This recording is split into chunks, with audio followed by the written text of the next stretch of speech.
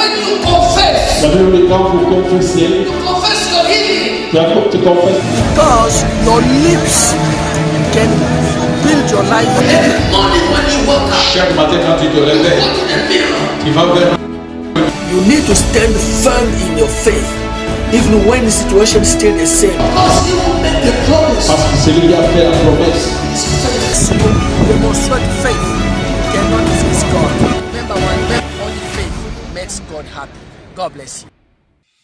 Bonjour, bonsoir, je suis le pasteur Jules, le pasteur de l'église La Foi Agissante à Dublin en Irlande. Je vais aujourd'hui partager avec vous la parole de Dieu. La Bible dit l'homme ne vivra pas de pain seulement, mais de toute parole qui sort de la bouche de l'Éternel. De la même manière que l'homme, la chair a besoin de manger le pain, la chair a besoin de manger le riz, c'est de cette même manière que l'esprit de l'homme a aussi besoin de manger la nourriture spirituelle. C'est pourquoi Jésus dit dans Matthieu 4,4, l'homme ne vivra pas de pain seulement, mais de toute parole qui sort de la bouche de l'Éternel. Le thème de mon message aujourd'hui, c'est « Il y a un autre roi ». Nous allons lire dans les livres des Actes des Apôtres, chapitre 17, et à partir du verset 1er.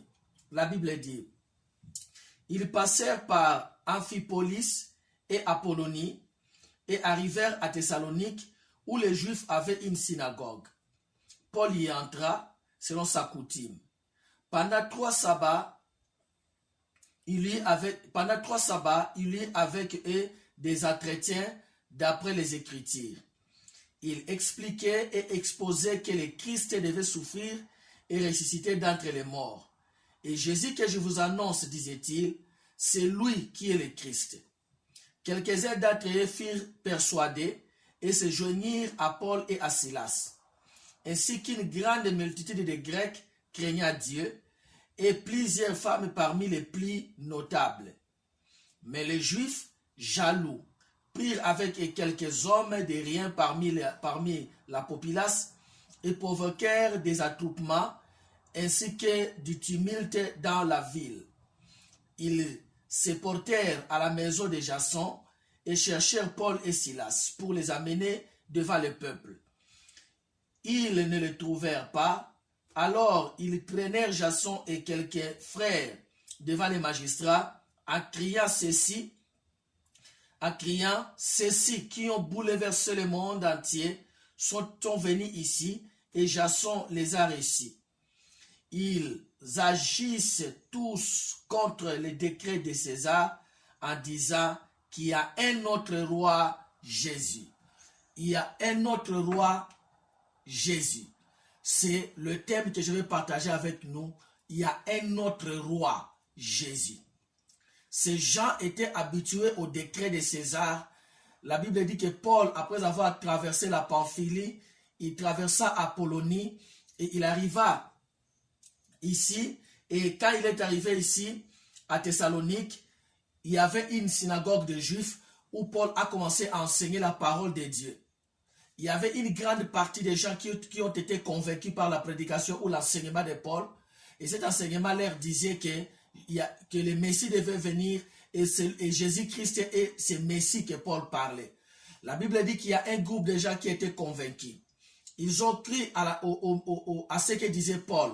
Mais une partie qui n'ont pas cru, qui n'étaient pas persuadés ou convaincus, ils se sont levés. Ils ont réuni les gens pour commencer à combattre Paul.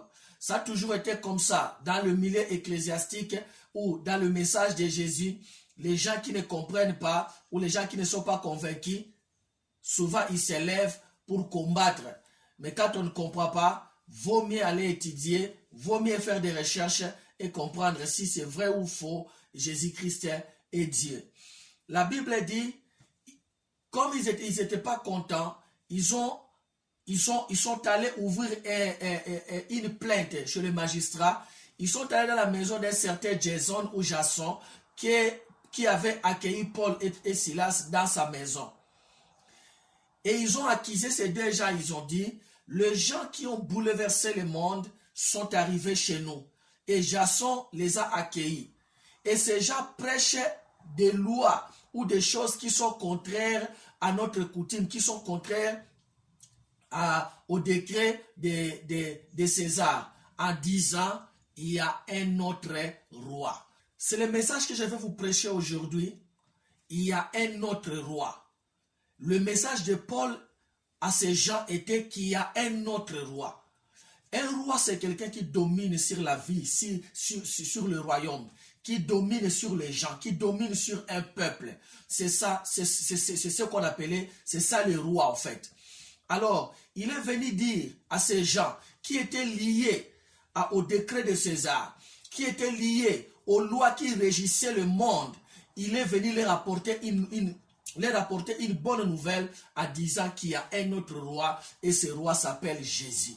Et je vais vous dire aujourd'hui qu'il y a un autre roi. Les attributs des rois, l'un ou l'une des missions plutôt du roi était de subvenir aux besoins de son peuple. C'est-à-dire quand le peuple était dans le besoin, le peuple s'est tourné vers les rois.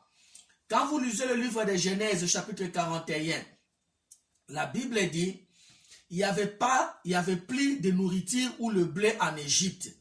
Et comme il n'y avait plus de blé en Égypte, la Bible dit, le peuple se tourna vers Pharaon. C'est-à-dire, quand ça ne va pas, le peuple se tourne vers les rois. La Bible dit, dans Genèse chapitre 41, verset 55, la Bible dit, toute l'Égypte commença à sentir la famine et le peuple cria à Pharaon. C'est-à-dire, quand les choses n'allaient pas, le peuple tournait leurs yeux vers le roi. Ils allaient vers le roi et criaient et dire, roi, aide-nous. Parce que quand les gens avaient des problèmes, ils tournaient le regard vers le roi. Paul dit à ces gens, il y a un autre roi. Mais nous comprenons une chose, que les rois de la terre n'ont pas solution à tout problème. Ils n'ont pas solution à tout problème. Dans le livre de 2 Rois chapitre 6, à partir du verset 25 jusqu'au verset 30, la Bible dit, il y avait une grande famine à Samarie à cause du siège. Il y avait une troupe d'ennemis qui est venue siéger la ville de Samarie. Et un jour, une femme est venue vers le roi. Elle a vu le roi marcher sur le mur, c'est-à-dire au balcon de sa maison ou de son palais. Cette femme a crié vers le roi. Elle a dit, « Oh roi, aide-moi » Et le roi lui répondit, « Si l'Éternel ne t'aide pas, avec quoi t'aiderai-je » C'est-à-dire, le roi était là pour donner solution aux problèmes du peuple. Comme on a vu en Égypte et aussi à Samarie. Ils ont tourné les regards vers les rois. Mais il y a des problèmes que les rois ne peuvent pas donner solution. Comme le problème de cette femme. Le roi lui-même était dans le problème parce que la famine était partout. Il y avait les sièges. Une armée étrangère avait entouré la ville. Et la femme dit, roi, aide-moi. Et le roi dit, avec quoi je vais t'aider? Parce que moi-même, je suis limité. Je vais vous dire une chose. Si les rois de ce monde sont limités, il y a un autre roi qui s'appelle Jésus. C'est le message que Paul a porté au peuple de Thessalonique pour leur dire qu'il y a un autre roi qui s'appelle Jésus. Ce roi Jésus qui a dit dans Matthieu chapitre 11, verset 28, il dit, venez à moi, vous tous qui êtes fatigués et chargés, et moi je vous donnerai du repos. Si les rois de ce monde ou les autorités de ce monde n'ont pas solution à ton problème, la bonne nouvelle aujourd'hui est qu'il y a un autre roi qui s'appelle Jésus. Ces gens-là sont allés accuser Jason en disant qu'il y a les gens qui sont venus ici et ils prêchent, ils nous disent qu'il y a un autre roi. Moi aussi, comme Paul, je vous apporte cette bonne nouvelle en disant qu'il y a un autre roi qui s'appelle Jésus. Si les médecins n'arrivent pas à trouver solution à ton problème, il y a un autre roi, il y a un autre médecin. Jésus-Christ s'est appelé médecin parce que un jour, quand il est allé manger avec les péagers, les gens qui vivaient dans une mauvaise vie, les gens lui ont dit, pourquoi tu manges avec ces pécheurs? Jésus dit, ce ne sont pas les gens qui se portent bien qui ont besoin d'un médecin, mais plutôt les malades. C'est-à-dire, il a dit, je suis un médecin, je suis venu pour ceux qui sont malades. Il y a un autre roi qui s'appelle Jésus. Si ton cas est impossible pour les hommes, la bonne nouvelle aujourd'hui, c'est qu'il y a un autre roi qui s'appelle Jésus, Jésus-Christ de Nazareth. Le problème que les hommes ne peuvent donner solution, Dieu est capable de donner solution. C'est le message que Paul portait aux habitants de Thessalonique et aussi à tous les habitants de l'Asie mineure. Il leur disait qu'il y a un autre roi. Il y a un autre roi. Si tu es lié au diable par la magie, par la sorcellerie, et que le diable t'a dit que le jour où tu vas m'abandonner, je vais détruire ta vie. Moi, je vais te dire, il y a un autre roi qui s'appelle Jésus-Christ. Si tu cours vers lui, le diable n'aura pas de pouvoir sur toi. Parce que ce roi-là est très puissant. Jésus-Christ est au-dessus de tous les dieux. Il est capable de tout faire. Il est capable de te protéger. Je vous amène la bonne nouvelle. C'est qu'il y a un autre roi qui s'appelle Jésus. Lui qui est capable. Donc je disais que l'une des choses que les rois faisaient était que s'il y a un problème, si les peuples ont un problème, ils se tournent vers les rois. Nous voyons dans l'histoire de Salomon où deux femmes avaient un problème parce que l'une d'elles est couchée sur son bébé. Et la Bible dit quand il n'y avait pas de solution, ces deux prostituées se sont tournées vers les rois. Donc quand ça ne va pas, on tourne vers les rois. Et les rois étaient là pour trouver une solution pour le peuple. Mais si les rois, si ton roi, si les médecins, si les gens qui sont au contrôle n'arrivent pas à trouver une solution pour ton problème, j'ai une bonne nouvelle pour toi. Il y a un autre roi qui s'appelle Jésus-Christ. Lui a la solution. Il y a une autre chose que le roi faisait. C'est que le roi avait la capacité d'annuler les lois dans la Bible, dans l'histoire de la Bible. C'est ce que nous appelons aujourd'hui, même dans le monde moderne, la grâce présidentielle. C'est-à-dire quelqu'un qui a volé, quelqu'un qui a tué, mais il bénéficie de la grâce présidentielle. C'est-à-dire le président signe un décret et à cause de ce décret, le prisonnier qui était un criminel, qui a commis un délit, on lui libère par grâce présidentielle. Cette chose aussi, cette pratique était aussi dans la Bible, dans l'histoire de la Bible. Le roi avait le pouvoir de donner la grâce, pas présidentielle, mais la grâce royale.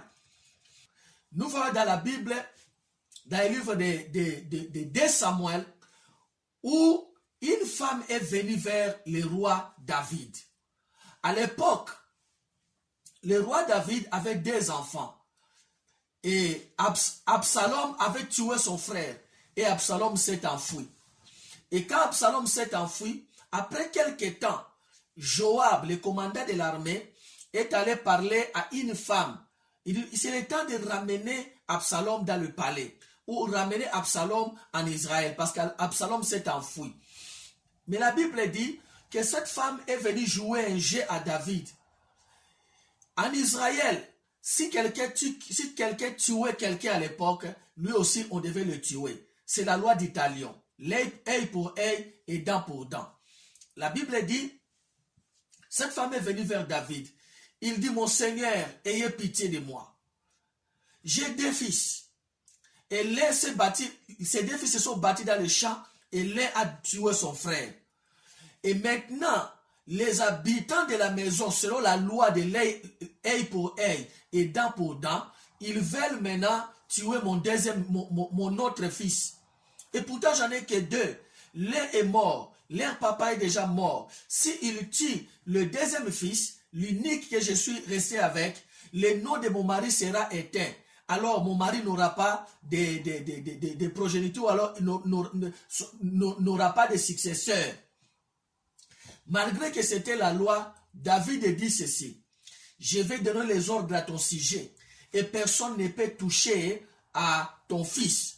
C'est-à-dire, par ce décret du roi, la loi qui prévoyait que si quelqu'un tue quelqu'un, lui aussi soit tué, cette loi était abolie par rapport à cette femme. C'est-à-dire, le roi a ordonné que cette loi ne marche pas sur cette femme. C'est-à-dire, le roi avait la capacité de donner une mesure de grâce pour que une loi qui devait frapper quelqu'un ne soit plus efficace par rapport à cette personne-là. C'était l'une des missions du roi. Le roi avait la capacité de donner une mesure de grâce et d'anéantir une loi par rapport à une personne. Mais il y avait des lois que le roi ne pouvait pas anéantir. Il y avait des lois qui étaient compliquées comme la loi des Perses et des Médès. La Bible dit, malgré que le roi, à l'époque de Daniel, malgré que le roi avait compris que le décret qu'il avait signé était contre Daniel, et Daniel était son ami. Daniel était son ami. Mais le roi ne pouvait pas anéantir cette loi-là. La Bible dit, toute la nuit, le roi ne dormait pas. Il ne dormait pas. Il chercha à délivrer Daniel. Mais les gens lui ont dit, c'est la loi des Perses et des Médès. Tu ne peux pas effacer ça. Parce que tu as déjà signé, Daniel doit être jeté dans la fosse aux lions. Pourquoi? Parce que même si le roi avait la capacité d'anéantir une loi, de donner une mesure de grâce, mais il y avait des lois que le roi ne pouvait pas toucher. Mais la bonne nouvelle est la suivante. Il y a un autre roi qui s'appelle Jésus. Si les lois qui sont mises sur votre vie, les médecins ne peuvent enlever, les pasteurs ne peuvent rien faire, il y a un autre roi, Jésus-Christ de Nazareth, qui est capable, parce que les rois ont la capacité de donner une mesure de grâce sur une loi des hommes. Malgré David a anéanti la loi de Dieu, il a dit que cette femme ne sera pas touchée, la loi de Moïse. Mais la loi, il y a des lois spirituelles, il y a des lois puissantes, il y a même des lois des hommes que le roi ne peut pas toucher. Il y a des articles, même dans la constitution de ce monde, que le roi ne peut pas toucher.